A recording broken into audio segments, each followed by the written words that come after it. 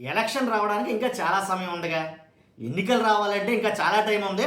అప్పుడే టీడీపీ నుంచి వైసీపీలోకి జంప్ అయ్యే నేతలు చాలామందిని చూస్తున్నాం. అంటే టీడీపీకి రాజీనామా చేసి వైసీపీలోకి వలసలు మొదలయ్యాయి. ఇదేంటిదే, ఎన్నికలు రావడానికి ఇంకా చాలా టైం ఉంది, అప్పుడే వలసలు ఏంటని మీలో చాలామంది ఆశ్చర్యపోవడం అవసరంలా. ఎందుకంటే ఇది నిజం. నిన్న జగన్మోహన్ రెడ్డి గారు చాలామందికి వైసీపీ కండువాలు కప్పి తమ పార్టీలోకి, వైఎస్ఆర్సీపీ పార్టీలోకి ఆహ్వానించారు.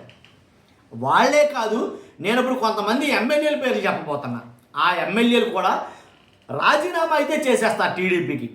వైసీపీలో చేరతారా లేదా అనేది కొంచెం సందేహం. కొంతమంది పేర్లు నేను చెప్పలేను, ఎందుకంటే చెప్పకూడదు కూడా. అప్పుడే చెప్పడం అంటే కరెక్ట్ కదా అని అడిగితే, ఇంకా ఎన్నికలకి చాలా సమయం ఉంది. ఇప్పుడే వాళ్ళంతా వైసీపీలోకి వస్తారని చెప్తే లేనిపోయిన తలకాయ పోట్లు వస్తాయి.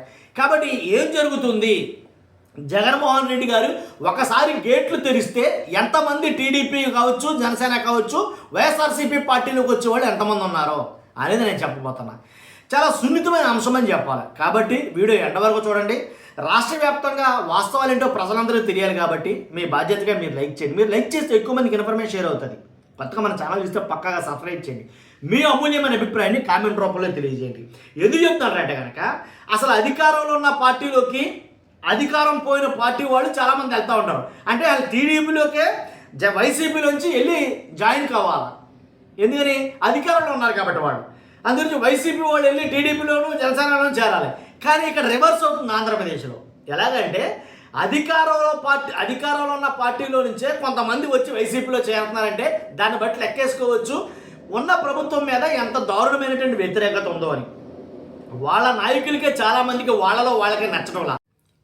కాపు నేత అంటే ఆయన, అందులో టీడీపీ సీనియర్ నేత ఆయన టీడీపీలో ఇమడలేక, టీడీపీ కూటమి పార్టీ పద్ధతులు నచ్చక, వాళ్ళలో ఇమడలేక 12 సంవత్సరాల పాటు ఉంటూ బయటకు వచ్చేసాడు ఈయన. గోడపాటి శ్రీనివాసరావు గారు టీడీపీ సీనియర్ నేత, అలాగే కాపు నేత. కాబట్టి ఆయనతో పాటు మరికొంతమంది వచ్చారు. వాళ్ళందరికీ జగన్మోహన్ రెడ్డి గారు కండవాలు కప్పారు. ఇదొక ఎత్తు. కాబట్టి అసలు విచిత్రం ఏంటంటే, అధికారంలో లేని పార్టీలోకి అధికారంలో ఉన్న పార్టీ వాళ్ళు రావడం చాలా ఆశ్చర్యం. వేళ్లే కాదు, నేను చెప్పబోతున్నాను టీడీపీకి రాజీనామా చేసే కొంతమంది గురించి. అసలు పేరు చెప్పకూడదు కానీ చెప్తున్నాను. కలవపూడి ఉండి ఎమ్మెల్యే కలవపూడి శివగారు అయితే కనుక వైఎస్ఆర్సీపీలో చేరతారని చాలా ఊహాగానాలు అయితే ఉన్నాయి, చాలామంది మాట్లాడుకుంటున్నారు. అంతేకాదు బండారు సత్యనారాయణ ఎవరైతే ఉన్నారో ఆయన టీడీపీకి రాజీనామా అయితే చేసేయడం పక్కా. ఎందుకంటే దాంట్లో ఉండలేకపోతున్నాడు ఆయన. ఇలా నేను పేరు చెప్పాలంటే చాలా పేర్లు చెప్పొచ్చండి. టీడీపీకి రాజీనామా చేసేవాళ్ళు, జనసేనకి రాజీనామా చేసేవాళ్ళు, దాంట్లో నుంచి వైసీపీలోకి వచ్చేవాళ్ళు ఎంతమందో చెప్పొచ్చు. కానీ ఎన్నికలకి ఇంకా చాలా సమయం ఉంది కాబట్టి ఇప్పుడే మనం చెప్తే లేనిపోయిన తలకాయ పోట్లు కాబట్టి మనం చెప్పడం కొంచెం సున్నితమైన అంశం, మీరు అర్థం చేసుకోవాలి. కానీ కొంతమంది ఎమ్మెల్యేలు, మరి ముఖ్యంగా కోనసీమ జిల్లా చూసుకుంటే కనుక అక్కడి నుంచి ఒక 3 ఎమ్మెల్యే అయితే కనుక ఆ పార్టీలకి రాజీనామాలు చేసి వైసీపీలోకి రావడానికి ప్రయత్నాలు అయితే చేస్తున్నారు. అధికారంలో ఉన్నారో ఇప్పుడే రాజీనామా చేస్తే వాళ్ళ మీద లేనిపోయిన ప్రెజర్ పడుతుంది. అధికారంలో ఉన్న పార్టీ కదా, ఇప్పుడు రాజీనామా చేస్తే వాళ్ళకి లేనిపోయిన ఇబ్బందులు తలెత్తుతాయి, వాళ్ళని లేనిపోయిన రకంగా ఇబ్బంది పెడతారో అనే ఉద్దేశంతో చాలామంది సామెత ఉంటుంది మా దగ్గర, కుక్కిన పేర్లా పనుంటున్నారు చాలా మట్టి. వాస్తవం అయితే కనుక వాళ్ళు ఒక్కొక్కసారి విమర్శిస్తున్నారు. అంతేకాదు కొలికిపూడి శ్రీనివాస్ ఎవరైతే ఉన్నారో మీకు తెలుసు, ఏదో ఉన్నామన్న పేరుకే ఆ పార్టీలో ఉన్నాడు ఆయన. ఎప్పుడైనా సరే రిజైన్ చేయాలి, అసలు యాక్చువల్గా ఎప్పుడో చేసేయాలి, ఇంకా అలా ఉన్నాడు ఆయన. ఇలాంటి వాళ్ళందరూ కూడా పార్టీకిలో ఉంటూ నచ్చడం కొన్ని వాస్తవాలు అయితే కనుక. కాబట్టి ఇలాగ చాలామంది అయితే ఉన్నారు కూటమి ప్రభుత్వంలో. జగన్మోహన్ రెడ్డి గారు నిన్న కప్పిన కండవాళ్ళు ఎవరికైతే కప్పారో వాళ్లే కాదు, ఒక్కసారిగా ఇంకొక సంవత్సరంలో ఎన్నికలు ఉంటాయనగా వలసలు అప్పుడు చూడాలి. ఇప్పుడు ఏముంది కాబట్టి వలసలు ఆల్రెడీ ప్రారంభం అయిపోయినాయి అని అయితే చెప్పొచ్చు, దాంట్లో ఎలాంటి డౌట్ లేదు. కానీ వలసల్లో భాగంగా ఎంతమంది ఎమ్మెల్యేలు వెళ్తారో ఏంటనేది నేను చెప్పాను.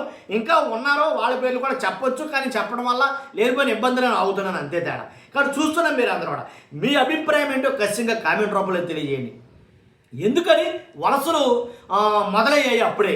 ఇంకా చాలా కాలం ఉంది కదా పరిపాలన కాలం, అప్పుడే ఎందుకు మొదలయ్యాయి అంటే కూటమి ప్రభుత్వం పనితీరు నచ్చక, కూటమిలో ఏకఛత్రాధిపత్యం పరిపాలన కొనసాగుతుందా, లోకేష్ గారు విధానాలు చాలామందికి నచ్చడం లేదా, అంతా తానే అంటే ఎమ్మెల్యేలు కావచ్చు, మంత్రులు కావచ్చు, వాళ్ళ పని కూడా ఆయనే చేసేస్తున్నాడా, అందుకనే ఆయన్ని సకల శాఖ మంత్రిగా పిలుస్తున్నారా, కాబట్టి వాళ్ళకే పొసగడం లేదా?